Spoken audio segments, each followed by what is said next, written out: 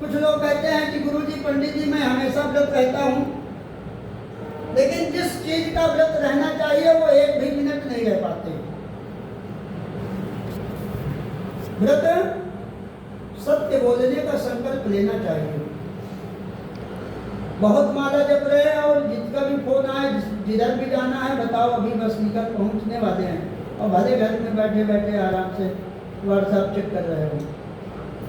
भक्तराज ने कहा कि यदि आप सिर्फ सत्य बोलने का संकल्प ले लीजिए तो भी मैं आपके ऊपर प्रसन्न हो जाऊंगा। राजा हरिश्चंद्र का नाम हम सब लोगों ने पढ़ा है, सुना भी है। राजा बलि के विषय में हम सब लोगों ने देखा है, पढ़ा भी है, सुना भी है। वह एक मिसाल है सत्य बोलने के लिए। राजा दशरथ जी का नाम भी हम सब लोगों ने पढ़ा है और सुना है। उतना तो नहीं हो सकते, या हो पाना थोड़ा मुश्किल भी है, बहुत मुश्किल है, लेकिन कम से कम कुछ तो होने का प्रयास करें कि जहाँ पर हम जो बोलने जा रहे हैं यदि वो झूठ है तो हम वहाँ पर चुप रहें, तो कम से कम वो अपराध तो नहीं बनेगा। वही कार्टुन संस्थाप्य ब्रह्माण्यो, जब हमारे दरवाजे पर कोई लोग आए जिनको हम अच्छी प्रकार से जानते पहचानते हों तो उनसे यथोचित आदर पूर्वक उनका सम्मान करना चाहिए। तस्य प्रसादान्य करोम धन धान्यादिकम महत्, जब कोई लोग हमें प्रसाद दें तो हमें उस प्रसाद को भक्ति पूर्वक ग्रहण करना चाहिए। लेकिन यदि हम यात्रा में हैं और कोई हमें ला करके प्रसाद के रूप में कुछ देना चाहता है तो हमें दूर से ही प्रणाम करना चाहिए, लेना भी नहीं चाहिए और खाने की तो बात ही मत कीजिए, क्योंकि धर्म के आड़ में जघन्य से जघन्य अपराध भी हो रहे हैं, इसलिए हमें सावधान रहना चाहिए। ते देव सत्य देवस्य कृष्यमृतमुत्तमम् इति सचिंतमं साकाशं कृत्वात्मस्तके जगाम नगरे रम्ये धनिनां यत्र संस्कृति तद्दिने कार्य मूल्यं च दुर्गरं प्राप्तवानसो। भक्तराज ने कहा यह मेरे पास जो धन है यदि ये दुगना हो जाएगा तब मैं भगवान की विशेष आराधना करूंगा। तथा प्रसन्न हृदयं सुपक्वं कदली फलम, हम लोग जो भी कुछ ग्रहण करें, जो भी कुछ खाएं, यदि हमारे घर में भगवान जी का चित्रपट है, भगवान जी का स्वरूप है, तो यदि हम उन्हें भगवान मानते हैं तो हमारे रसोई में जो भी कुछ प्रसाद तैयार हो हमें उनको ले जाकर के भोग लगाना चाहिए।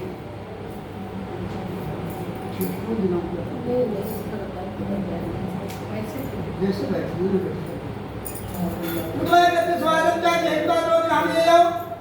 ततो बंधून जमा होया कार्य दिनामृतः तस्य तस्य प्रभावेण धनपुत्रादितो भवत।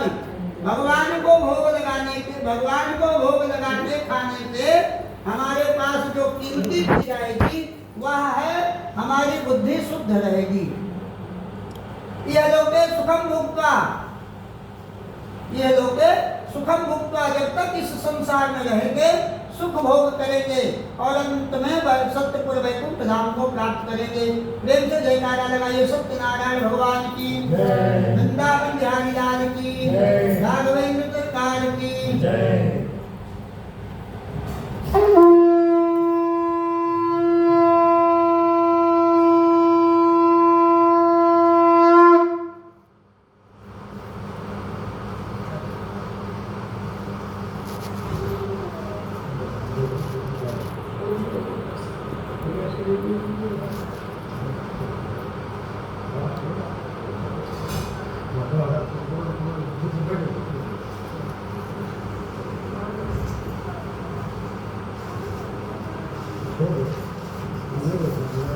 तीसरे अध्याय में श्री हरि जी महाराज जी का भक्तराज ब्राह्मण और कपरहारा की कथा कह चुका हूँ।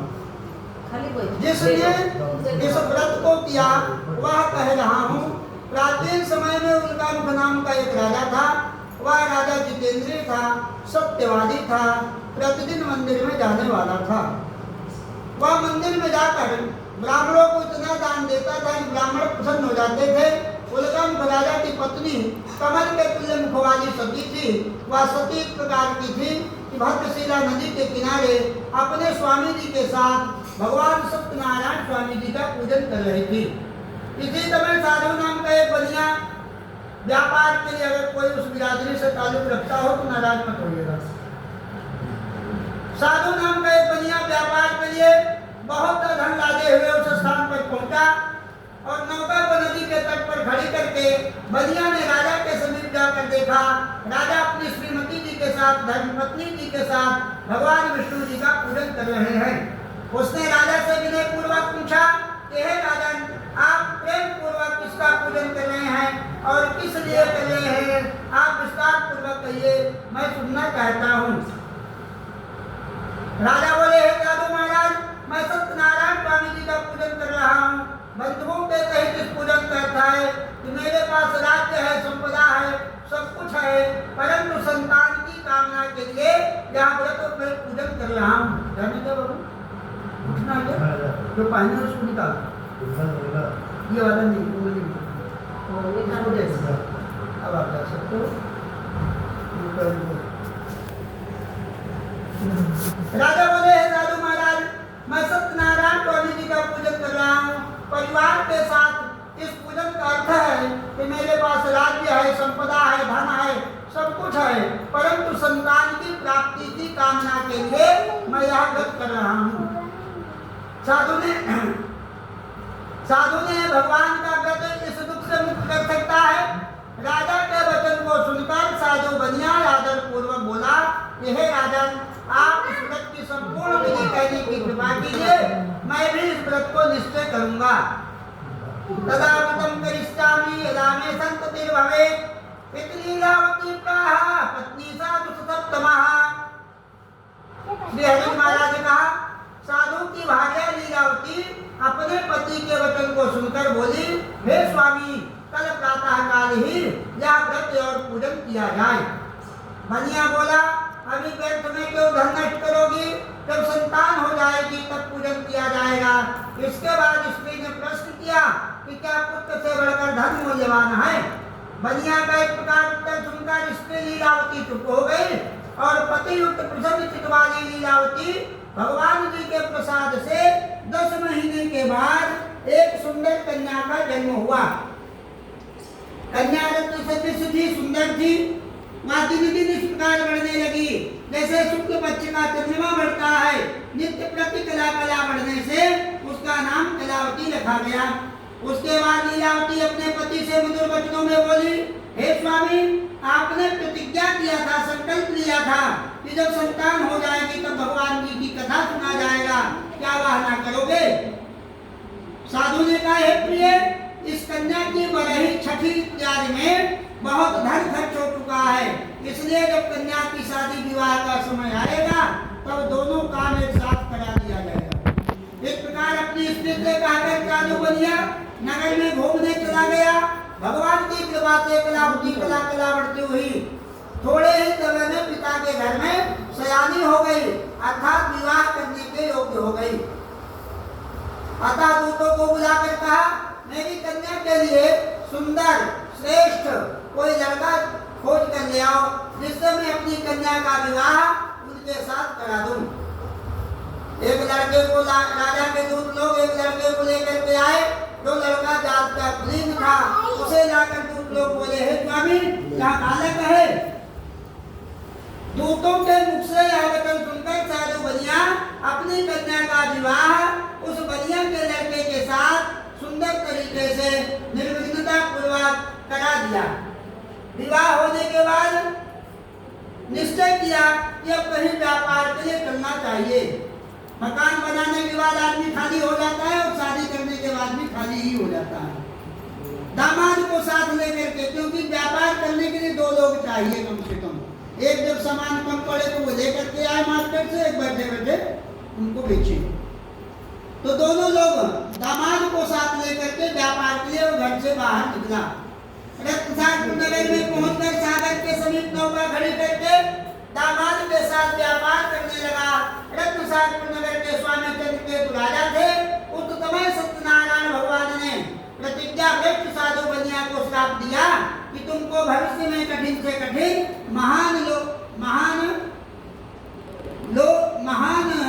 कष्ट प्रदान हो, ऐसा उन्होंने श्राप दे दिया। इधर सत्यनारायण स्वामी ने बनिया को श्राप देकर यह उपाय किया कि एक दिन दो चोर राजा का बहुत सा धन चुरा कर भागे। जहाँ पर साधु बनिया अपने दामाद के साथ सोया हुआ था वहां जा पहुंचे। चोरों के पीछे राजा के सिपाही भी लगे थे। सिपाहियों को देखकर चोर डर के कारण धन भाग बनिया के पास कर भाग गए। सिपाहियों ने बनिया के निकट जब पहुंच करके देखा तो उनका सब धन वहीं रखा हुआ था। अतः उन्हीं दोनों को चोर समझकर सिपाही लोग उन्हें राजा के पास ले आए और राजा से कहने लगे, हे राजन, यही दोनों चोर हैं। राजा ने बिना कुछ विचार किए उन दोनों को कारागार में डलवा दिए, जेल में बंद करा दिए। सत्यनारायण भगवान की माया के कारण राजा ने बनिया की एक भी बात न सुनी और ना ही मानी। समस्त अपने महल में रखवा दिया। वहां तो बनिया का यह हाल हुआ। घर पर बनिया की पत्नी और पुत्री को भी अत्यंत दुख प्राप्त हुआ। उसका सब धंधा भी चोर उठा ले गए। माता पुत्री मानसिक और शारीरिक कष्ट से पीड़ित हो गई, भूख प्यास से तड़पने लगी और अंत में घर घर भिक्षा मांगने लगी। माता की बात सुनकर कलावती कन्या ने कहा, हे माता, मैं सत्य कहती हूँ, मैं एक भक्त के घर गई थी। वहां पर भगवान जी का पूजन हो रहा था और वहीं पर विलम्ब हो गया है। कन्या की बात सुनकर लीलावती भगवान का व्रत करने के लिए तैयार हो गई और कहने लगी, तुम पूजन की सामग्री एकत्र कर, आज हम सब लोग भी भगवान सत्यनारायण स्वामी जी का पूजन करेंगे। अपने परिवार के साथ मिलकर के उस स्त्री ने भगवान का पूजन किया और भगवान से प्रार्थना किया, प्रेयर किया कि हे भगवान, यदि मेरे पति और दामाद शीघ्र घर वापस आएंगे तो मैं फिर आपका व्रत अपने पूरे परिवार के साथ करूंगी और जो कुछ अपराध हमारे परिवार के लोगों से हो गया है उसके लिए भगवान क्षमा कीजिए। इस प्रकार लीलावती के व्रत और पूजन प्रार्थना से भगवान प्रसन्न हो गए और तन के राजा से स्वप्न में कहा, राजन, राधा का उन दोनों बनियों को जो कारागार में हैं उनको मुक्त कर दो और जो कुछ उन दोनों का धन ले लिया है वह उन्हें वापस कर दो। यदि ऐसा ना करोगे तो मैं तुम्हें तुम्हारे राजपुत्र धन के सहित सब कुछ नष्ट कर दूंगा। तब राजा ने दोनों बनियों की ओर देखकर कहा कि जो कुछ तुमको दुख प्राप्त हुआ है उसका कारण मैं नहीं, देव है, भगवान है। इस समय कोई भय नहीं, तुम निर्भय हो जाओ। इतना कहने के बाद राजा ने उनकी हथकड़ी कटवा दिया, बाल बनवाने की आज्ञा दिया। बंधु ने अपना बाल बनवाया। तत्पश्चात उन दोनों को वस्त्र तथा आभूषणों से सुसज्जित किया, मीठे वचनों से बनियों को संतुष्ट किया और उनका जो धन ले लिया था उसका दूना द्रव्य उन्हें दे दिया। अंत में उनसे कहा, हे साधु, तुम अपने घर को प्रस्थान करो। राजा की आज्ञा पाकर बनियों ने कहा, अब आपका आदेश है तो हम घर जा रहे हैं। इस प्रकार कहकर दोनों अपने घर के लिए प्रस्थान किए। प्रेम से जयकारा लगाइए सत्यनारायण भगवान की जय, वृंदावन बिहारी लाल की जय।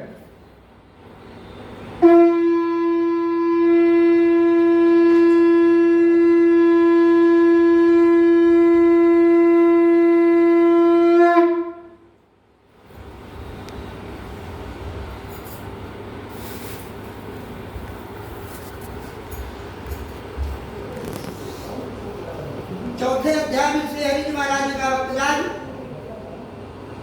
ततो महाजनो मत्तो हेल्या चा प्रहस्वै कथम प्रक्षस गोदंडिन मुक्तान नेतुम वक्षसे लता पत्तारिकम जीवा वर्तते तगणो ममा निष्ठुरम चा वचः कृत्वा सत्यम बहुते वचः। शास्त्र के नियमानुसार हम सब लोगों से, हम सब भक्तों से 4 प्रकार के अपराध जरूर होते हैं।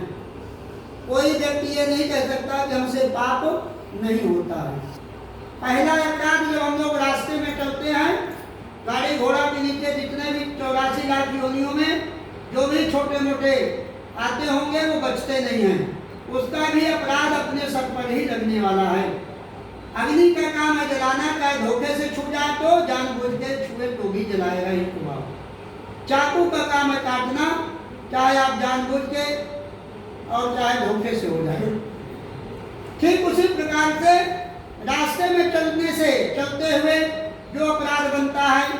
दूसरा, जहाँ लोग रसोई बनाते हैं, भोजन बनाते हैं, चाहे जितना टाइल्स मार्बल ग्रेनाइट लगा दीजिए, पता नहीं कहाँ से छोटे छोटे जीव आ जाते हैं, उनकी धुलाई सफाई करते समय भी वो अपराध हो जाता है।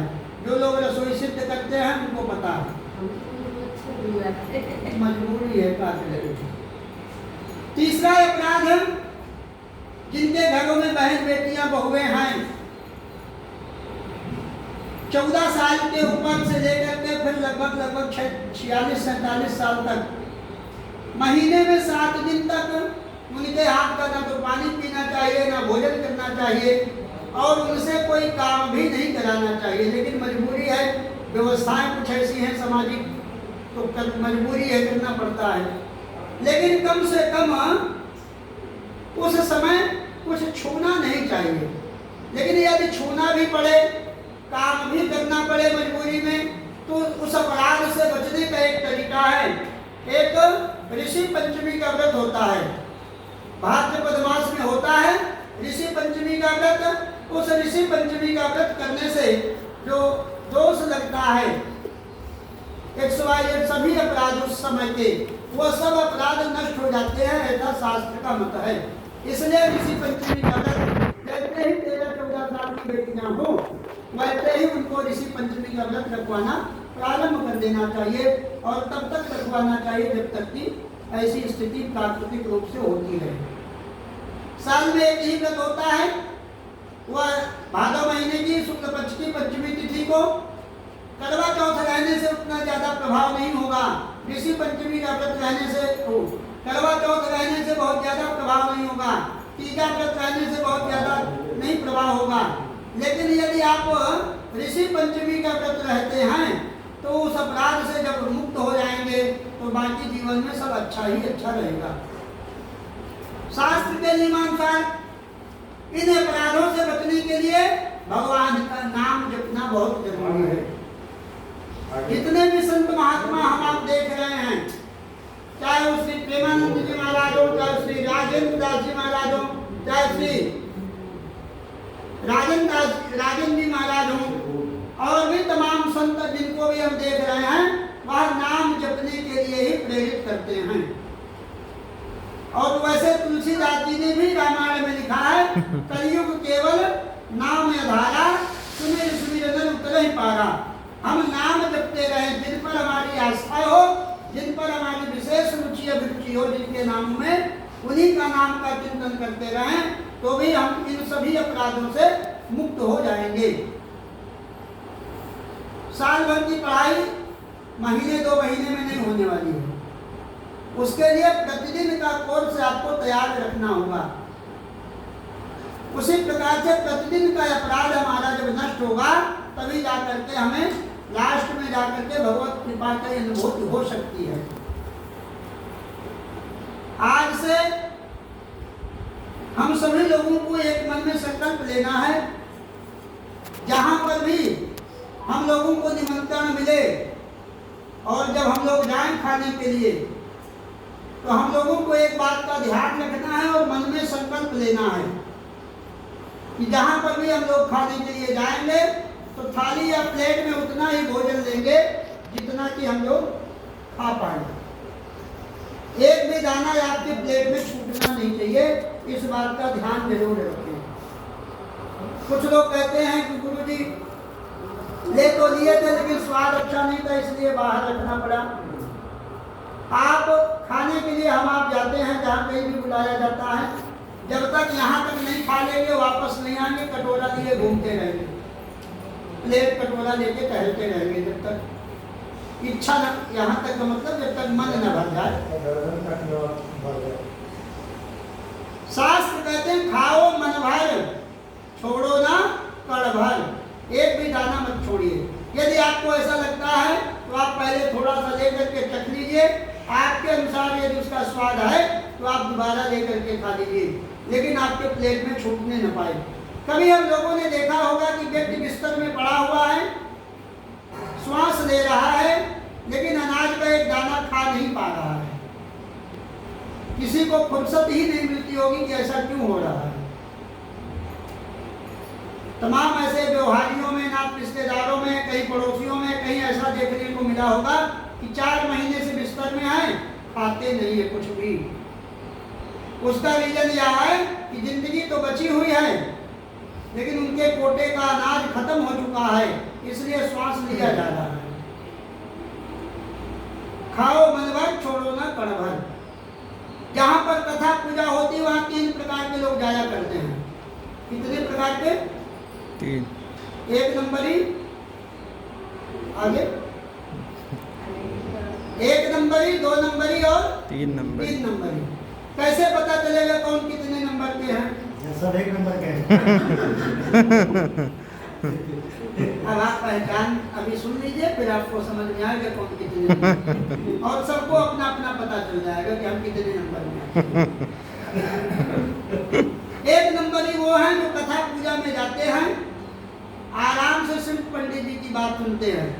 कुछ लोग कहते हैं कि पंडित जी की बात नहीं समझ में आ रही है, आए या ना आए लेकिन सुनना आपका धर्म है, क्योंकि आपने उनका सुनने के लिए बुलाया है, तो उनकी बात सुनना आपका धर्म और कर्तव्य दोनों है। वो 1 नंबर के होते हैं जो सिर्फ सुनते हैं। 2 नंबर के वो हैं जो आपस में, वो 2 नंबर के होते हैं। और 3 नंबर के वो लोग हैं जो कुर्सी में बैठ करके आंख बंद करके थोड़ा सा रिलैक्स फील करते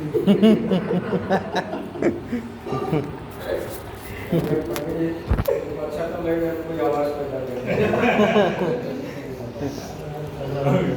श्री हरि महाराज जी का भक्तराज, भगवान की उपासना करने का एक सरल तरीका है, उससे सरल और कुछ भी नहीं।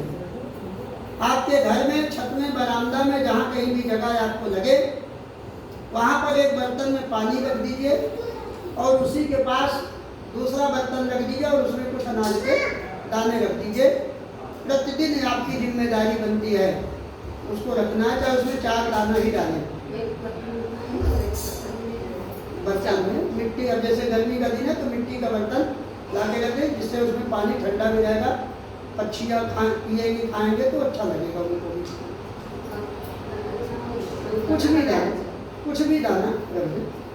ऐसा करने से, क्योंकि जैसे हम लोग अपने बच्चों के लिए सोचते हैं कि इनको ये व्यवस्था दे दें, ये व्यवस्था दे दें, जिससे भविष्य में भी इनके लिए अच्छा रहे, तो इसी प्रकार से 84 लाख योनियों में जो भी जीव है उनकी भी जिम्मेदारी हमारी बनती है, इसलिए हमें ऐसा करना चाहिए।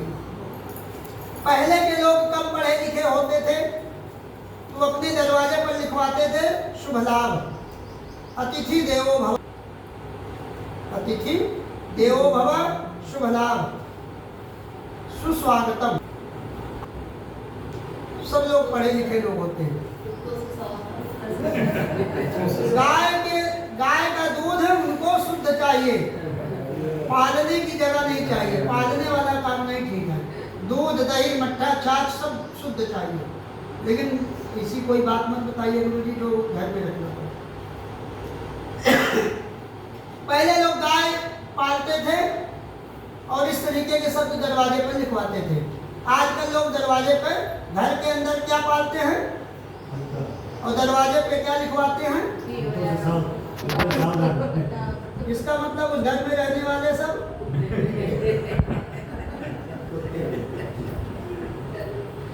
घर के अंदर सिर्फ 4 लोगों की एंट्री होनी चाहिए, 5वें की नहीं।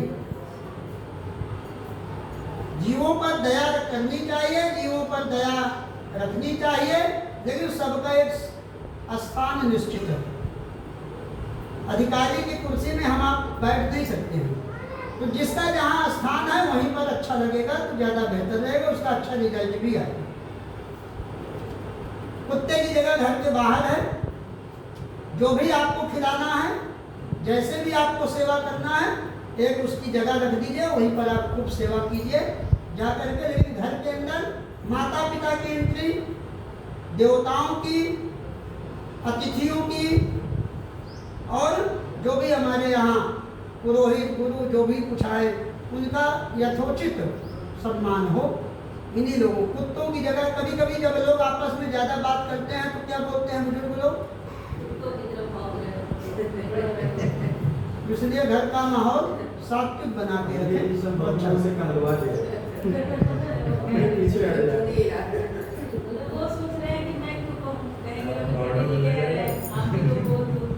नावम संयोजयत्नेन स्वदेश गमनं कृतम्।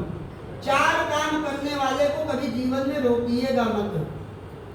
यदि आप उनके शुभ चिंतक हैं या वो आपके शुभ चिंतक हैं तो मंदिर जाने वाले को कभी मना मत कीजिए। लेकिन यदि डाउट हो तो पता जरूर लगा सकते हैं कि मंदिर के बहाने कहीं और भ्रमण में तो नहीं निकले, तो पता जरूर लगा सकते हैं, लेकिन मंदिर जाने वाले को रोकिएगा नहीं। दूसरा, दान देने वाले को कभी मत रोकिएगा। राजा बलि के पास जब भगवान गए थे, हम सब लोगों ने देखा होगा किसी न किसी के माध्यम से, तो शुक्राचार्य जी उनको मना करने लगे कि ये साक्षात परमात्मा है, ये सब कुछ ले लेंगे तुम्हारा। तो राजा बलि ने कहा कि जब हम इस दुनिया में आए थे तो कुछ लेके आए नहीं थे, और जब ये शरीर जाएगा तो कुछ साथ जाएगा नहीं। हम लोग आरती में गाते हैं, तेरा तुझको अर्पण क्या लागे मेरा।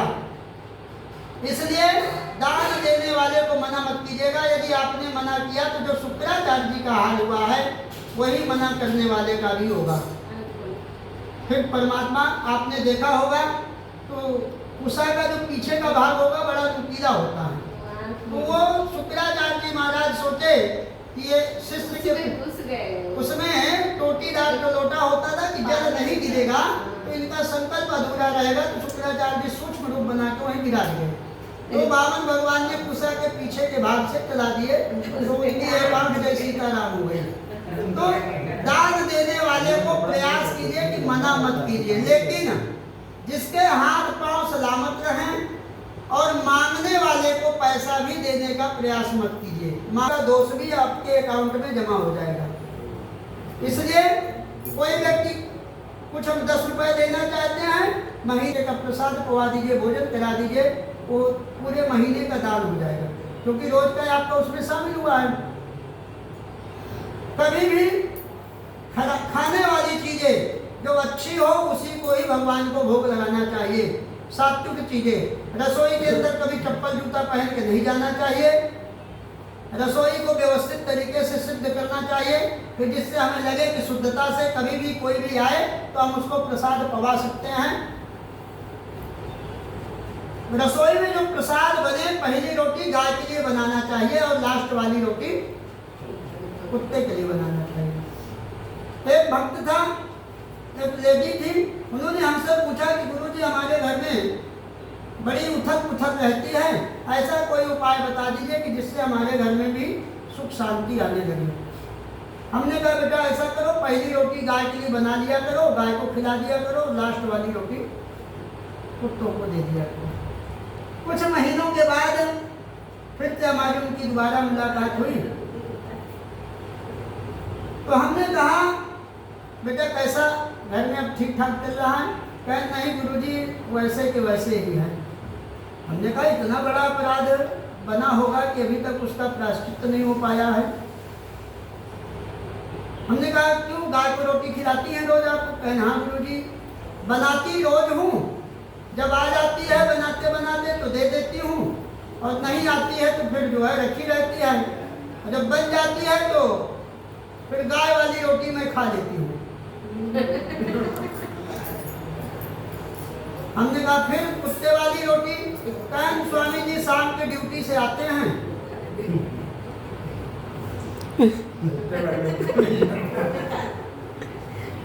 गाय वाली चीजें हाँ भैया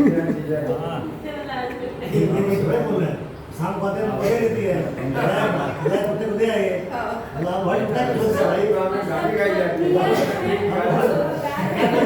स्वामी जी शाम को आते हैं तो उनको दे देते कुत्ते को दे आते हैं। ऐसे सोचिए आप ना, पत्नी गाय है और हस्बैंड भी कुत्ता है, क्या कहने का मतलब है? सज्जनों बड़े तो भक्तराज ने कहा मुझे क्या एक्सपीरियंस अपने घर में ठीक नहीं लगता। पंडित जी सही बात है,